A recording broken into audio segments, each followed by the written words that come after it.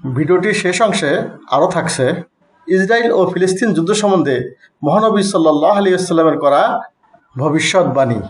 প্রিয় দর্শক, আসসালামু আলাইকুম। এই ভিডিওতে আমরা আজকে আলোচনা করব ফিলিস্তিন ভূমি সম্বন্ধে পবিত্র আল কোরআন কি বলেছেন এবং ফিলিস্তিন ভূমি সম্বন্ধে মহানবী সাল্লাল্লাহু আলাইহি ওয়াসাল্লাম আল হাদিসে কি বলেছেন। ভিডিওটির শেষ অংশে আরও থাকছে ইসরায়েল ও ফিলিস্তিন যুদ্ধ সম্বন্ধে মহানবী সাল্লাল্লাহু আলাইহি ওয়াসাল্লামের করা ভবিষ্যৎবাণী। চলুন শুরু করা যাক। তার আগে ছোট্ট একটা রিকোয়েস্ট, চ্যানেলটি সাবস্ক্রাইব করুন এবং লাইক দিয়ে সঙ্গে থাকুন। আল কোরআনের আয়াতের দিকে তাকালে ফিলিস্তিন ভূমির কথা এভাবে জানা যায় যে মুসলমানদের প্রথম কেবলা মসজিদুল আকসা। পবিত্র কোরআনে মসজিদুল আকসা ও ফিলিস্তিনের কথা বিভিন্নভাবে বর্ণিত হয়েছে। মসজিদুল আকসা ও তার আশেপাশের অঞ্চলকে বরকতময় ভূমি হিসেবে উল্লেখ করা হয়েছে মহাগ্রন্থ আল কোরআনে। মহান রব্বুল আলামিন বলেন, পরম পবিত্র ও মহিমাময় তিনি, যিনি নিজ বান্দাকে রাত্রে ভ্রমণ করিয়েছেন মসজিদে হারাম থেকে মসজিদে আকসা পর্যন্ত, যার পরিবেশ আমি করিয়েছিলাম বরকতময়, তাকে আমার নিদর্শনসমূহ দেখানোর জন্য। তিনি সর্বশ্রোতা এবং সর্বদ্রষ্টা। সূরা বনী ইসরাইল আয়াত নম্বর 1।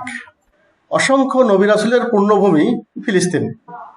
কোরআনের ভাষায় এই অঞ্চলের নাম বিলাদ বা আশ-শামস। বর্তমানে সিরিয়া, লেবানন, জর্ডান ও পূর্ণ ফিলিস্তিন ভূখণ্ড প্রাচীন মুলকে শামেরই অন্তর্ভুক্ত। আল্লাহর নবী হযরত সুলাইমান আলাইহিস সালামকে আল্লাহ পৃথিবীতে বিশেষ রাজত্ব দান করেছিলেন। তার হাতে প্রতিষ্ঠিত হয়েছিল ফিলিস্তিন নামক এই কল্যাণকর রাষ্ট্র। আল্লাহ অন্য আয়াতে বলেন, সুলাইমানের বশীভূত করে দিয়েছিলাম উদ্দাম বায়ুকে, তা তার আদেশক্রমে প্রবাহিত হতো সেই দেশের দিকে যেখানে আমি কল্যাণ রেখেছি, আর প্রত্যেক বিষয় সম্পর্কে আমি সম্যক অবগত। সূরা আম্বিয়া আয়াত 81। প্রিয় দর্শক, বেশিরভাগ মুফাসসিরের মতে এ আয়াতে ফিলিস্তিন ভূমির কথাই বলা হয়েছে। অন্যদের মতে শামস বা সিরিয়ার কথাও বলা হয়েছে। এখন আমরা জানার চেষ্টা করব হাদিস অনুযায়ী ফিলিস্তিন ভূমির কথা। ইতিহাসে প্রথম নির্মিত মসজিদ মসজিদুল হারাম। এর পরের স্থানে আছে সুশোভিত প্রাচীনতম জেরুজালেম শহরে অবস্থিত মুসলমানদের তৃতীয় পবিত্র মসজিদ মসজিদুল আকসা। হযরত আবু যর গিফারি রাদিয়াল্লাহু তাআলা আনহু হতে বর্ণিত, তিনি বলেন, আমি বললাম, হে আল্লাহ রাসূল, দুনিয়াতে প্রথম কোন মসজিদটি নির্মিত হয়েছে? তিনি বললেন, মসজিদুল হারাম। আমি পুনরায় জিজ্ঞাসা করলাম, তারপর কোনটি? তিনি বললেন, তারপর হলো মসজিদুল আকসা। এরপর আমি জানতে চাইলাম যে উভয়ের মধ্যে ব্যবধান কত বছরের? তিনি বললেন, 40 বৎসরের ব্যবধান। সহিহ বুখারী হাদিস নম্বর 3115। বিশুদ্ধ হাদিসের গ্রন্থ বুখারী ও মুসলিমে হযরত আবু সাঈদ খুদরি রাদিয়াল্লাহু তাআলা আনহু হতে বর্ণিত আরেকটি হাদিসে রাসূলুল্লাহ সাল্লাল্লাহু আলাইহি ওয়াসাল্লাম ইরশাদ করেন, ইবাদতের উদ্দেশ্যে 3টি মসজিদ ছাড়া অন্য কোথাও ভ্রমণ করা যাবে না। মসজিদুল হারাম, আমার এই মসজিদ, মসজিদে নববী ও মসজিদুল আকসা। মুসলিম শরীফের হাদিস, হাদিস নম্বর 827। ফিলিস্তিনে হাসরের ময়দান কায়েম হবে। হযরত মাইমুনা রাদিয়াল্লাহু তাআলা আনহা থেকে বর্ণিত, তিনি বলেন, আমি রাসূলুল্লাহ সাল্লাল্লাহু আলাইহি ওয়াসাল্লামকে বললাম, হে আল্লাহ রাসূল, আমাদের বাইতুল মাকদিস সম্পর্কে কিছু বলুন। রাসূলুল্লাহ সাল্লাল্লাহু আলাইহি ওয়াসাল্লাম বললেন, বাইতুল মাকদিস হলো হাসরের ময়দান, পুনরুত্থানের জায়গা। তোমরা তাতে গিয়ে সালাত আদায় করো, কেননা তাতে 1 রাকাত সালাত আদায় করা অন্যান্য মসজিদে 1000 রাকাত সালাত আদায়ের সমান সওয়াব পাওয়া যায়। আরেকটি হাদিসে হযরত মাইমুনা রাদিয়াল্লাহু তাআলা আনহু বলেন, যে ব্যক্তি মসজিদুল আকসাতে গমনের শক্তি সামর্থ্য রাখেন না, তার ব্যাপারে আপনার কি অভিমত? তিনি বললেন, সে যেন তার জন্য জ্বালানি তেল হাদিয়া হিসাবে প্রেরণ করে, কেননা যে বাইতুল মাকদিসের জন্য হাদিয়া প্রেরণ করে সে তাতে নামাজ আদায়কারী ব্যক্তির মতোই সওয়াব লাভ করবে। মুসনাদে আহমদ, হাদিস নম্বর 26,343। প্রিয় দর্শক, এ থেকেই আমরা বুঝতে পারি ফিলিস্তিনের ভূমি কতই না বরকতময়। এখন আসছি হাদিসে উল্লেখিত ইসরায়েলের সঙ্গে ফিলিস্তিনের যুদ্ধের ভবিষ্যৎবাণী সম্পর্কে।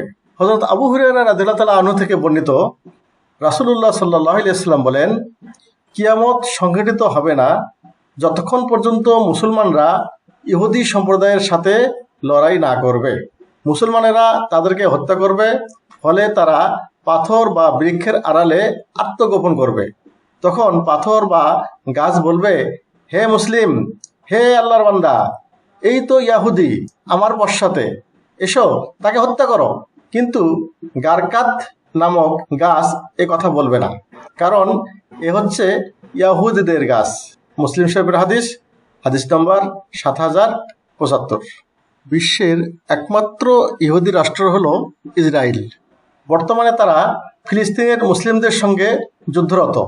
ইসরায়েল ফিলিস্তিনের সংঘাত গড়িয়েছে বহু বছর ধরে।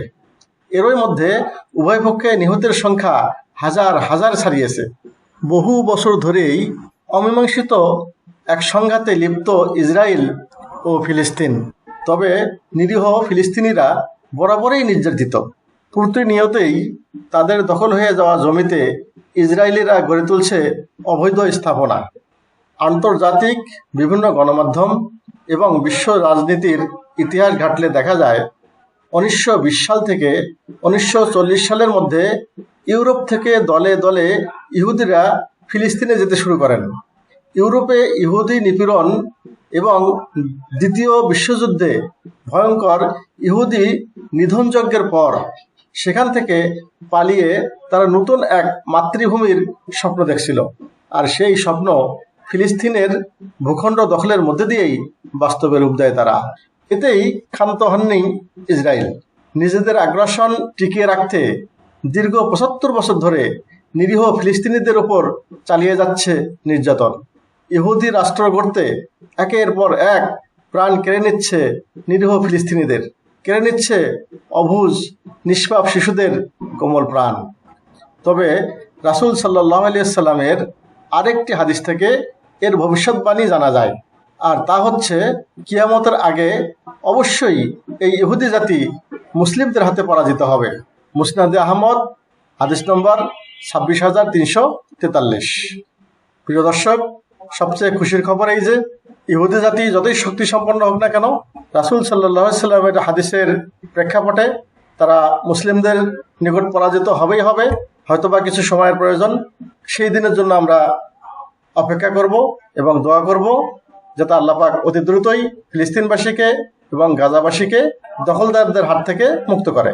প্রিয় দর্শক, ভিডিওটি ভালো লাগলে সাবস্ক্রাইব করে পাশে থাকুন এবং লাইক কমেন্টস করতে ভুলবেন না। আসসালামু আলাইকুম।